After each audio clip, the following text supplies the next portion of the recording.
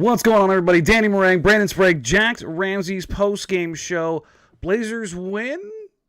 Surprise? I was gonna say, where are you going with the win question mark? It was definitely a win question mark because it was two very, very different halves of basketball, right? I personally, I thought the game shifted when Triple J got his fourth foul and basically had to sit till the game was over. I thought that was a pretty pivotal point because even though he was 1 for 7 from three, having a guy like that out there, that makes a world of difference for a team like Memphis. But Portland, we got to give them a lot of credit tonight. They did a lot of good things, and Memphis went ice cold there in the second half. They have Golden State tomorrow on a back-to-back. It's a tough road trip for them, but Portland did a pretty good job of taking advantage of a cold streak. I'm going to ask you the tough one right out of the gate. How much do you credit Portland, and how much do you think Memphis let that one go? I actually thought I'm not going to go too Marang here, but I kind of thought this was maybe what you meant by the Phoenix game. Mm-hmm. I think you look at the final numbers, you look at the box scores. I think you instantly want to say most of that is Portland's defense. I thought their defense was fine tonight. In fact, I thought they did a lot of good things. I thought they put their hands in the passing lanes. It felt like they tipped a million passes. Guys were driving. They crashed down. They rotated really well to take away that next pass. Like, they put Memphis in tough spots. I also watched Memphis miss a lot of shots. So if I'm to distribute, Portland, Memphis on what happened tonight, I'd probably say 65-35 Portland. Okay, I think that's kind of where I'm going to lie. And I think I would have been closer to 50-50 if the second half was like the first half. Right. Because the first half was the Blazers not giving a damn and Memphis not hitting. That's what the first half of basketball was. I had other NBA analysts going, are they going to do anything to stop them? Because the only thing stopping Memphis at that point in time was Memphis.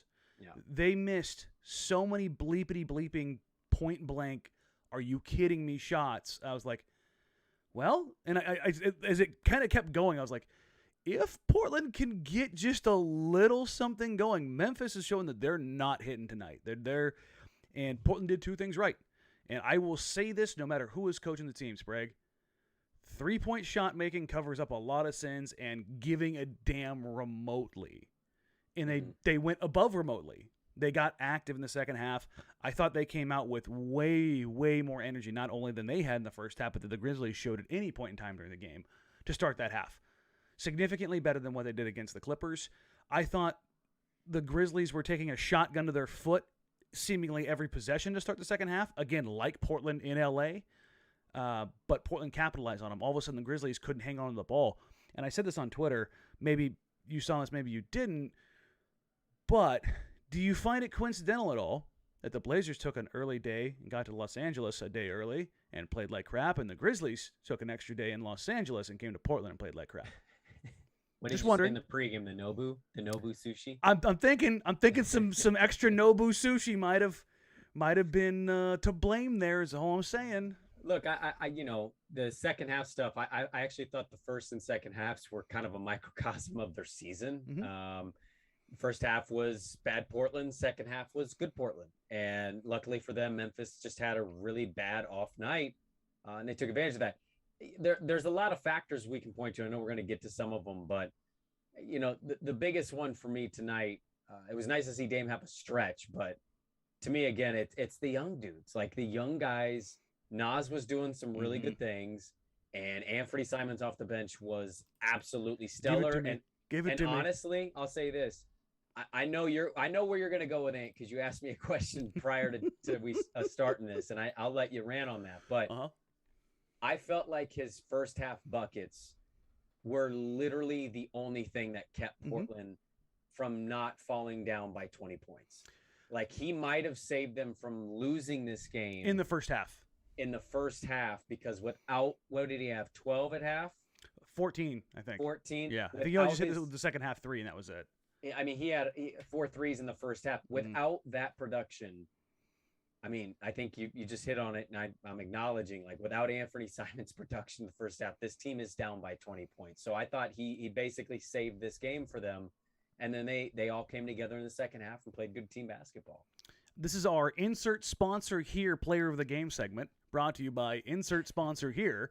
Ant for me was the best player for the Blazers tonight because he delivered when they needed him the most. Dame's going to get a lot of pub because he's Damian Lillard and he hit a couple threes in a row, but Dame still shot like ass from the field. Well, he scored the same amount of points in the Clipper game than he did in this game, right? Wasn't it 20, or did he score 20 against He scored 20 tonight and he had 22 shots, and he was 2 of 11 from 2. It was tough. The bench unit and the bench trio, as I'll call them right now, with Ant, Nance, and Zeller were the guys who won this game for the Blazers tonight. Yeah, my like it guy came. You did. We'll get on. We'll get back to that one because I thought he was huge tonight. But Ant came out and just cooked. And I've had people say, "You really think Ant can take over quarters? Like regularly or consistently?" Yes, I do. I think that any game you go into, Anfernee Simons can win you a quarter. That's how good of a basketball player is. That's how good of an offensive player he is. When he gets hot, there's few guys like him in the league as far as shot creators go. There's not a ton that I look at and go, no, he can't do that offensively. And for me, that's why he's going to get that. I'm not going to sit here and dump on Dame because I thought he played a much neater game overall. I thought he was active in passing lanes, which is good because he's not a great one-on-one defender. And I'll give him a lot of credit for this. He wasn't hitting the shot. He was still finding ways to get guys easy looks, good looks. So this is the question that I've got here down in the lower third. Damian Lillard, is he awake? Did this do enough for you? You're like, Dame's fine. Because for me, it didn't do that. He hit a couple threes, but he still is unable to finish, unable to explode. But I think he's playing a bit more of a ground-bound game, and the one thing that really stood out to me was his ability to pass out of the pick and roll tonight. They did a great job running those DHOs, those pin-down screens out of the corner, emptying, and getting Zeller diving, getting Nurk diving, getting Nance diving over and over and over again. And Memphis has decided, we don't care. And Dame found him. What he hadn't done in the past, not just this year, but over his career, was do a great job of stringing the defense east to west. In the past, he tries to split that defense, get downhill, get really attacking. But when he goes east to west, now you're getting lanes opening up. And if Nurk dives hard, if Zeller takes a back cut, if Nance takes a back cut, if Dame can delay that split second, if they're not going to run that 4-on-3 in the middle of the floor, but he can find that big on the one side of the floor or the other, we saw it tonight. Dunk after dunk after dunk.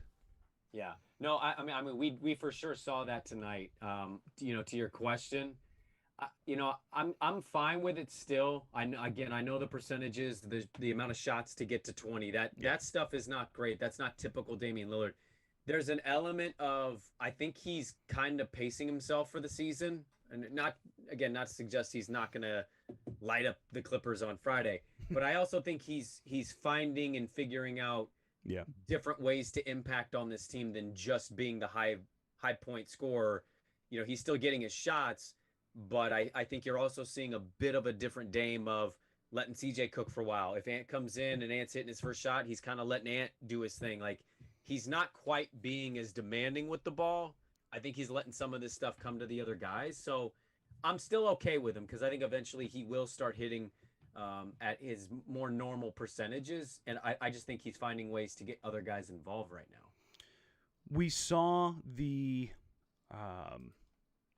small ball lineup for extended periods tonight. We did. I would say that the Blazers' best production, offense and defense, came in 2 periods tonight. One to start the second half. I thought the first 3, maybe 4 possessions was the best that the starters have looked all season defensively and engaged. And not just forcing turnovers, but commitment. They weren't dying on screens. The rotations were crisp. They were where they needed to be. And the energy level was turned up significantly from what they had in the first half. And I think if I had to guess how that locker room conversation went was, hey, remember how we got our ass handed to us and we limped out out of the locker room against the Clippers when a relatively close game at halftime? Do you want to do that again? If not, go out there and handle business because they're not into this game right now. And they did. And I think that's when you look at that, you have to go, hey, that's a good job by them because They didn't do it last game. So if you're looking for something to hang your hat on, I think that's something you can hang your hat on. But for me, the thing that I'm hanging my hat on the most reliable 3-man unit right now on this team is Ant, Zeller, Nance. You're like it, guy, man.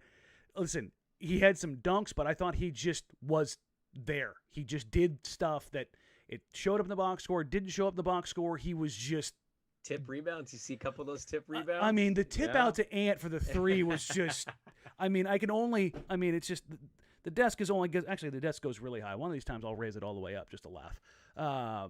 But I mean, he makes things easier for everybody else.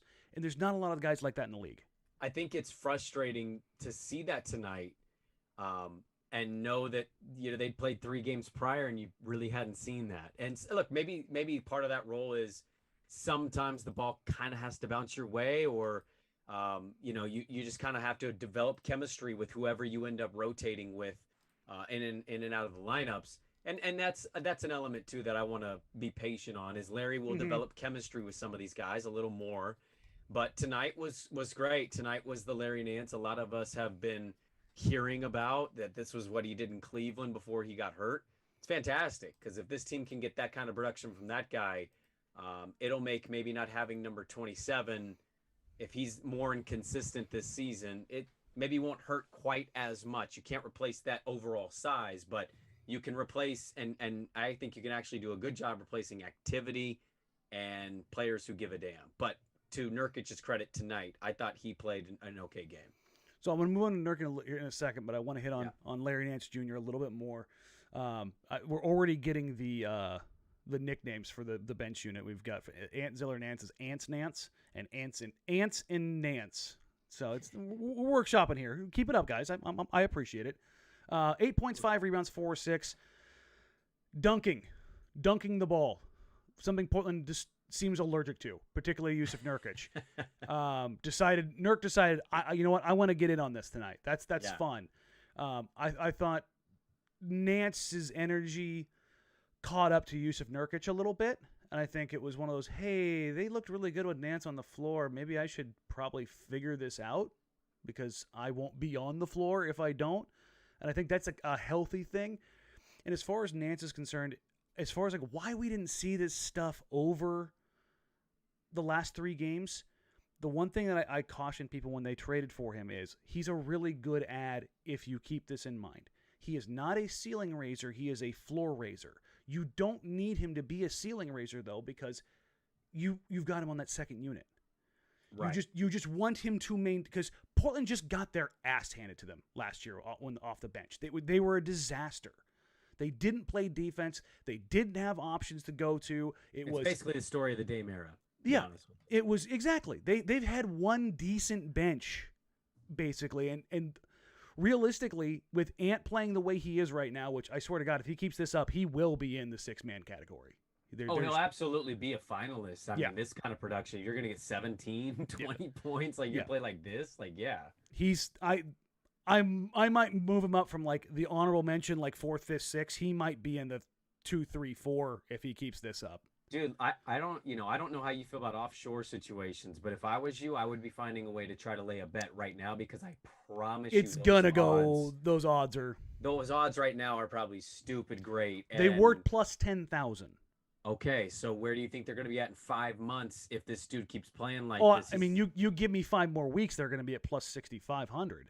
I mean, that's realistically they're going to drop real quick. Take them at 10,000 though. That's my point. Yeah, no, I think I'm going to have to do that.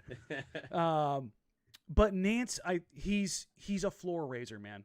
That's the thing, and they've needed that on the back end of this roster, because he just sets the table, and not just as a playmaker, but just defensively. Hey, you need to be here.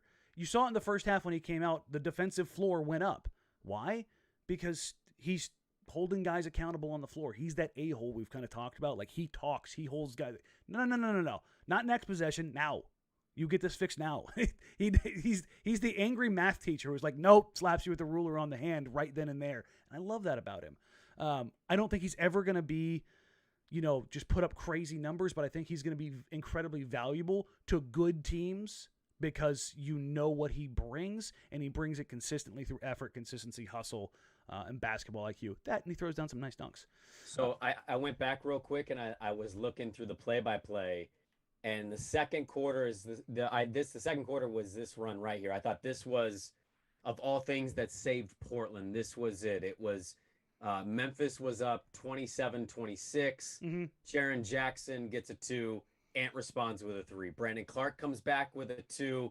Ant comes back with a 3. Tyus Jones ends up hitting a 3 next. But those 6 points counteracted the 7 points just enough to where you looked at the score and you went, feels like Memphis is up 10.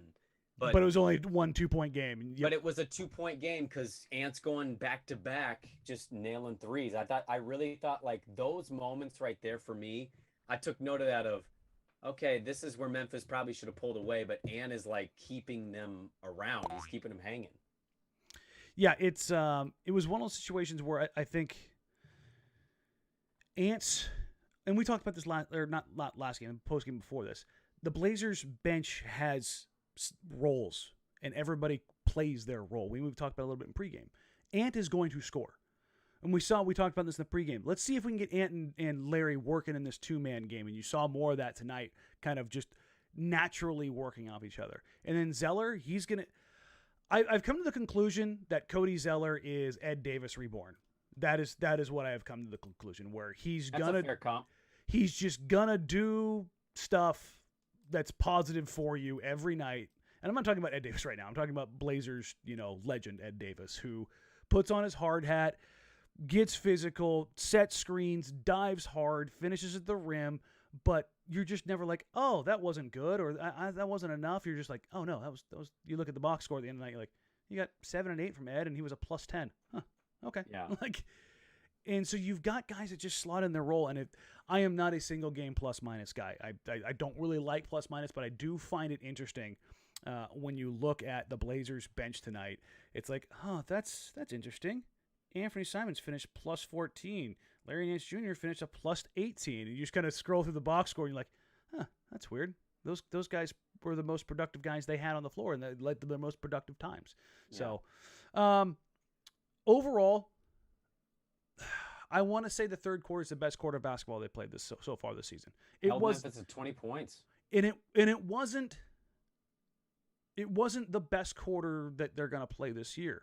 And I've heard some people say already, I just hope that someday they can replicate that game they had against Phoenix. It's the best game they'll play all year. No, it's not. It was maybe the best outcome as far as point differential, but they didn't play that great of basketball. I thought tonight in the third quarter they played very good basketball, and that was promising to see. I thought, for all the first half, maybe mistakes they made, but Memphis kind of bailed them out by missing shots. Mm-hmm. For all that, the third quarter is another thing that I was writing some notes down, and I had written down specifically in the third quarter that holding them to 20 points, they broke Memphis into submission. Yeah. The way that they were playing, they were giving a damn. They were active. As I mentioned earlier, they were in the passing lanes. Felt like they got a tip pass every other possession. I think they forced 8 turnovers in the third quarter. 8 turnovers. So that tracks with how it felt watching. And it just kind of felt like a team. You had mentioned this pregame. Is Memphis, were they going to be hurt from that extra day in Los Angeles? I don't like to say 100%. Sure, there's instances where teams and cities, it doesn't fare well. LA Night was undefeated. Let's just say that. So is Miami. Yeah. So is Miami. But I think this is where we give Portland credit, is that third quarter specifically. Yep. Their effort pushed Memphis to the cliff of saying, yeah, we don't got it. We're done. And, it was a party from there, and we're all watching garbage minutes of Blazer basketball to watch Greg Brown finish an alley-oop because we all knew it was coming. Listen, garbage minutes in Portland will be NBA TV League Pass appointment viewing, unquestionably. Is CJ Ellaby and DSJ the best lob passers the Blazers have? Yeah, you can probably put Ant in there when he's looking for it, just because he's an AAU guy too. DSJ is the peak lob passer they have. He grew up in that circuit. Like he was a dunker, he was a lob guy. He's gonna find guys. But yeah, that Greg Brown alley-oop, everybody saw it coming a mile away. It was not even that great of a pass, but Greg is so damn long and so damn rangy. It looked like in live action he contemplated putting the elbow all the way in. Like, Yeah. the rim was like at his chest, and I was like, "Oh Lord, he's gonna hurt somebody." I thought Nas was going to throw it off the glass to Greg the previous dunk, but Nas was like, "Nah, dude, I've played a lot of minutes. I'm getting this bucket." I need to go ahead and up the points per minute here real quick. Let me go ahead and have this one. And Nas, I mean, honestly, if they're fully healthy, Nas may be out there in this garbage time, but I don't think so. He seems fine with it. Whatever. Listen, after missing all the time he missed, he's gonna take every minute he can get, and he's 21 years old. He's gonna be fine. Overall, when you're looking at this game, what are you taking away? I think they found who they want to be, but my question still looms, like, are you gonna grab hold of that and keep it? Like Friday. Mm-hmm. Friday is now turned into an even bigger deal because you just did this to Memphis. You've done a similar thing to Phoenix. Those are really good wins. Like I text you at the beginning of the game, and I still stand by this. So hold this hot take till the end of the season. I think Memphis is a better team. I do. I think tonight was Portland desperation, Portland working their ass off and doing a good job, and Memphis being a little tired. I'm betting Memphis when they play again in Memphis. I promise you I will. Yeah. But I think getting Nurk back into his usual Yusuf Nurkic role, heavy screen setter. Memphis paid a lot of attention to Dame, which set up incredibly easy buckets for the big man to get some dunks, get some easy layups. Anfernee off the bench. Like, I think tonight was who they want to be, especially in that third quarter. Like, when Chauncey's talking about this stuff, I think that's the team he's preaching about. Norm coming back and in and out of this lineup is going to change things a little bit, but I think overall my big takeaway is this is who Chauncey wants them to be. The question is, can they keep this up? Are they going to be able to fully stay in that level? So I'm with you on that as far as the identity part of it. I think that this is going to irritate some people. I just don't care. But I think Memphis played the part of the victim in this role, as opposed to Portland totally imposing their will. Because yeah, I mean, give me some SVU. I got to get it into the soundboard when we get out in the studio. But it was, and this isn't to take away from Portland. This is basketball. It's not done. Basketball games are not conducted in a vacuum. It's not a 2K simulation. You just kind of have to figure stuff out and get it done as you go. But as we talked about in the beginning of the show, if Memphis hits some shots early on, because they had a truckload of open threes, corner three after corner three after corner, it would have snowballed early. It would have been sideways very quickly. But not every game is going to go that way. Not every open shot. Some teams are going to have bad shooting nights. Can you weather that storm? Can you be mentally tough enough so when your opportunity comes, you kick the door down and you go through it? I thought instead of waiting for the opportunity, that once the second half started, Portland kicked the door down. They came out with more intensity, more focus, more effort than Memphis had, and Memphis decided to roll over and show their belly. And I thought a big part of that tonight, much like the Sacramento game in the fourth quarter, was Yusuf Nurkic. Mm-hmm. I'm calling him Goldie Nurks tonight because he was just right. Just right. A little started the game off a little sour. Then you move into the second quarter and he's a little dry. But you got into that third quarter, and all of a sudden he started to give a damn. And as we've said so often, as good as Damian Lillard is, this team will only go as far as Yusuf Nurkic is willing to take them, because he is everything to them on the defensive end. If he's not that guy, they're just not going to be a great team. Well, and this is such a Marang thing to say, and I can't believe I'm saying this, so bear with me. Through osmosis, baby. I love it. I think we all watched the same game, right? Like, Memphis played pick and roll defense about as awful as you possibly could. Mm-hmm. Yusuf literally rolled with nobody stepping up until the last second.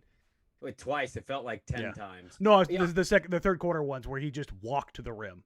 I mean, look, I thought he was good. Like, that's why I said to leave it. Like, leave this pouty baby crap and just get back to what your role is. Stop acting like you're Nikola Jokic. You're not. So accept what your role is on this team. And I thought he did that. I really did. Like, he was all about screens. He was all about the roll and finishing. I thought he was good enough on defense. He was around the rebounds, like tipping it, making it difficult. Like he did what I wanted to see. I was really tired of seeing what he was against the Clippers. I was happy to see him kind of get back and look like the familiar Nurkic that we've seen for 6 years. Yeah, man, it's one of those things where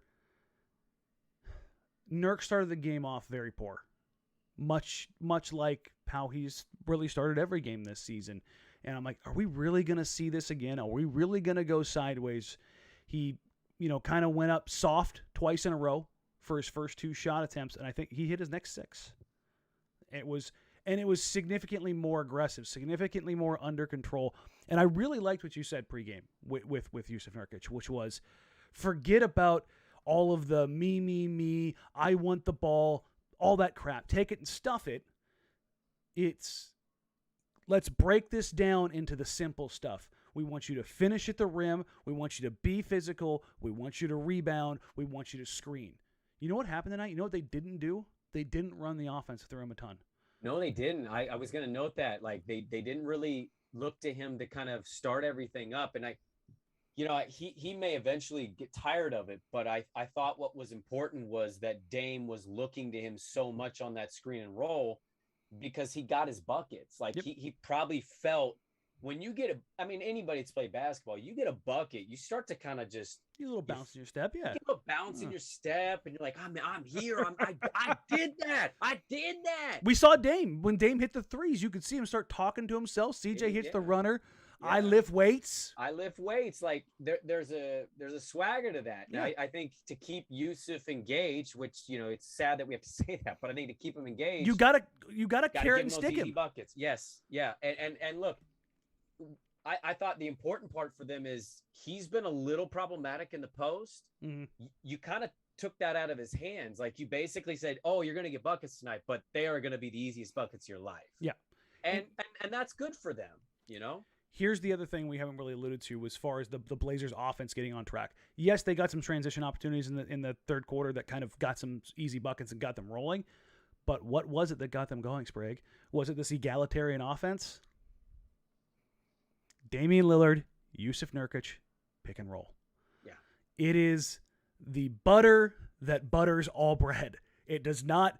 That is what this team is predicated on offensively. All the other stuff is great. I want to see the pretty ball movement. I want to see Larry Nance Jr. with a slick, no-look tap back to Ant for 3. I want to see CJ cook a dude in the mid-range and then pivot 6 times before just making him look hilariously bad and then pulling up. That stuff's all great. None of it happens. None of it matters without Damian Lillard, Jusuf Nurkic pick and roll, because they have such a great relationship. They have such a great chemistry, and what it does to opposing defenses over and over and over again. And we saw once Dame starts to hit a couple threes, now that defense lifts a little bit more. Now there's a bigger pocket for Jusuf Nurkic to catch in. Now you've got to take another step or two to recover all the way to the corner. Now your rotations after they make those pretty plays are a little bit longer, and this team just becomes stupidly difficult to defend when they start hitting shots. So I looked it up first quarter. Danny, they missed 7 threes in the first quarter. I mean, if you just even hit half of those, I mean, they have a 13-point lead after the first quarter. Yeah. Just to give listeners an idea of like what we're talking about specifically of Memphis's early woes shooting. And I'd say of those 13, I would say 8 or 9 of them were wide open, not like kind of contested. So you're just playing shooter's luck in that vein. That's the game you played, and sometimes it works out in your favor. Yeah, sometimes it does. Tonight it did, because if they go down 20 plus in the first quarter or into the second quarter, do you think mentally they're in a good place? No. Well, it didn't feel like they were in a good place when the game started. Mm-hmm. I didn't have a good vibe. I'm like, oh, here we go, down 5. That they closed the gap enough at the end of the second quarter going into the third, I think that gave them a little bit of a lift, a little bit of a bounce. Look, man, I really believe this. I thought it was Ant. Like, JJ, Triple J getting his 4th foul was big to me, but I really thought tonight it was Ant that saved him. Like, without Anfernee Simons, this team gets buried, and you start to, I think you start to kind of feel already 4 games into that external pressure. Ant came out there and he's continuing to just play his game, and he plays it with a confidence that, you love to see in a 22-year-old kid, man. You love to see him go out there and just say, yeah, I'm gunning for 6th man of the year here. Like, I'm not lying about that. Mm-hmm. And when he's shooting, man, every time he shoots, I just feel like it's going in. When he's dribbling, he's got kind of like a hoppy thing, like where he's hesitating and using his athleticism. I'm watching that going, this feels like it could be deadly. Like this dude feels like he is going to put the rest of the league on notice this year if he stays healthy, because there's only so many players that are going to be able to stay in front of him in those moments. Like, he can get He's going to go against bench units. That's the thing that everybody has to remember here. Ant is not going to be going against premier on-ball stoppers. He's going to be going against bench units where comprised of role players. And he's going to eat. That's how this season's going to go. They want him to eat, though. I think they have told him, hey, Melo's gone, man. Go get those 17 points. Go get 15 points. Go do it efficiently. Go do it off the bounce. Right. Go work in the pick and roll. It doesn't just have to be let me attack a set defense. And I think that's the big difference. I saw somebody in here say, I think it was Cooper, but the Blazers missed a lot of shots in the first quarter too. They did, but not all shots are created equally, guys. We can play this game all the time, but I sit here and I watch the tape over and over and over again. The shot quality that the Blazers got in the first 15 minutes of the game versus the shot quality the Memphis Grizzlies got was a stark contrast. The Grizzlies were getting wide open looks off 1-2 passes. The Blazers were getting semi-contested looks off of a set defense. That was really the difference. Is you had some tough shot making being done by the Blazers, while the Grizzlies were just choking on open looks. And that's not to discount what the Blazers did tonight. That's the NBA for you. Sometimes you just come up with a good hand. Sometimes that, really crappy hand hits on the river, man. This is how it goes. Hey, Danny, you know what league this is? What league is it? It's a make or miss league. Hey, there it is. And that's the thing. You can improve your opportunities, but you can't always improve your results. Yes. I know how it sounds. We're basically, it probably sounds like, Portland got lucky that first quarter. That's probably true. Luck plays a part in every single game. They played a hell of a third quarter, man. And Anfernee saved them in the second. Like, that's the story of tonight. It was a slow start, a little fortunate. Oh my God, here comes our 6th man. He kind of saved us. Oh, we're all locked in third quarter. Game over, fourth quarter. Sometimes it's all you need. Sometimes you just need one good quarter because a team's tired. Sometimes you just need one good quarter because somebody's not into it. They're not feeling good. They went out the night before. Whatever. It's just, do you feel good on every morning radio show? Yeah. You liar. Dude, I do so much blow before we get the microphones. Oh, my God. Well, listen, man, this isn't the 80s NBA. Come on now. Oh, bro, I'm Leo DiCaprio on a stripper's butt. I'm just like, you got the good morning. You got the little vacuum cleaner, little nose piece. Now we're going into weird waters. Let's take a look real quick. The Blazers play the Clippers again. I don't think either one of us are sitting there going, oh, we're afraid of the Clippers. But I think you have to look at that team and go, that team presents unique challenges for this Blazers team as far as they boat raced them and they didn't play a great game. And they also, by the way, just lost, so they're going to play them again pissed off and desperate. So have fun with that. Paul George is not going to go 6 of 16, just as Damian Lillard's probably not going to continue shooting high volume inefficiently. Yeah. But I, of all the things I think that we can count on is Luke Kennard going to go for 23 again? No, but Paul George could go for 35. That I'm pretty sure of. So, well, or he couldn't. Portland's defense tonight. How many points did Memphis average coming in, Danny? How much did they finish? I love it, baby. Give it to me. Put it in my veins. I want to see that written up in every single write-up tomorrow morning. It will be. Oh, I know. It'll be in the beat writers. Blazers defense stymies hot Grizzlies. You're going to sit there and you're going to watch the tape and you're going to go, did they? Blazers go grizzly hunting. Mine was better. My takeaway line was what was it? Grizzly Blues as Blazers blitz Bears. Oh, we're going with the bees. I like that. Little alliteration for I you. like the alliteration. I was gonna try to go a little like something like work in like Bears Tranquilized, something along that line. But it was like, I like the alliteration. So you could say the Trailblazers. What was I gonna use? Trailblazers Trank Teddy Bears. Oh, Blazer defense forces Grizzlies into hibernation. Ooh, that's pretty good. A little lengthy, but hey, I listen, like it. If you're the editor, you can work that in. You for sure could. We still don't know the status of Norman Powell. He was going to try and give it a go tonight. I'm of the mind. Were you surprised by that? No. I was a little surprised. I was surprised they were going to try to give him a go, 100%. Yeah. As far as that he didn't go, no. Shut him down for at least 2 weeks. Shut him down for 2 weeks. I don't know if it's going to go. I mean, he missed like one game, and they're like, hey, you gotta come back. Again, if it is basically like a knee sprain type issue, shut him down for 2 weeks. Just play it safe. Nas is doing enough, but perhaps they're like, no, we need you out there because we got worked by this team last time. So it's going to be funny to see how this goes. And the Blazers it's every other night, man, every other night.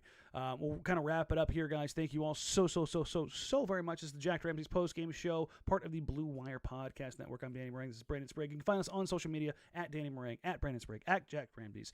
Brandon and I will be here tomorrow, again, for the live show. We will take your guys' questions live. Take as many of those as we can. We'll go over the last couple games. And Brandon and I will give our game scores for the week, and I will have a little something that I'll drop in the chat to let all of the community kind of vote on the game scores as well, or the player scores, I should say, get our weekly ratings, and I'll kind of post those up either here on YouTube or Twitter or both to keep our running tally. There we go. Keep a running tally going. So we will be running the live show tomorrow. We'll be back again on Friday. So basically, it's an everyday thing. Real quick, if you guys haven't already, please go check out the interview I got to do with Nassir Little. It was absolutely awesome. Nas is fantastic. We went through basically the entire postgame show without being able to talk about him because a lot of other guys did other things tonight. But Nas is one of my favorite interviews just because he's so forthcoming and he's great at taking very advanced concepts and breaking them down for anybody to be able to understand exactly what's going on. A lot of the defensive stuff I talked to him specifically about and what his role is like. I think you guys will enjoy that. He also just seems like a really nice guy. He is. He's a great dude. Like super humble, super nice, kind. I'll give a quick little insight here. He came on the show his rookie year, and Alex Haig had a surprise Beanie Baby that he gave to her, that she gave to him as a joke. And he was really great about it. And when she gave it to him, he was like, "Oh my God, how did you know how much I wanted this?" And it was just like this fun, like he just little tongue in cheek had with it. And I had him on the interview yesterday. I was like, "Hey, Nas, do you still have the Beanie Baby?" He's like, "Hell yeah, man! It's downstairs, right on the mantle. I'm not getting rid of that." And it was just like, he's just a good dude. I love him. It's just. He's fantastic, man. He's just a great dude. And like I said, it's about, I think I got about 44 minutes with him. And it's just a fun, good time talking basketball. That's what's great about talking to Nas. So we will be here on Thursday for the live show. We will be going at 5, Brandon? Yeah. I think 5. Sure. 5 works. We'll go 5. Yeah. And then we'll be live for the pregame show. I think it's a 7:30 tip again on Friday. I got to double check it. So if it is, dear Lord, if I it thought is, it was we'll go. 7. Well, it may be. We'll do this live. No, it's 7. Okay, 7 we're good. o'clock. We're good. Yeah. And it's a Friday, so you don't have to get up early. So. Touche, yeah. I like that. So you got 3 straight days of Jack Ramsays, the live show, pregame, postgame. As always, folks, like, rate, review, subscribe. If you're sitting here watching on YouTube, you're watching replay, you haven't already subscribed, roll your finger over the subscribe button. If you want, click the bell. That way you know when we do go live because it's not a set time schedule on the postgame shows in particular or on the live shows. And if you can, search for us, whatever podcast platform you are, Jack Ramsays. Like, rate, review, subscribe, do all of the things. For Brandon, I'm Danny. Until tomorrow afternoon, we will catch you guys then. Take care. Have a good night.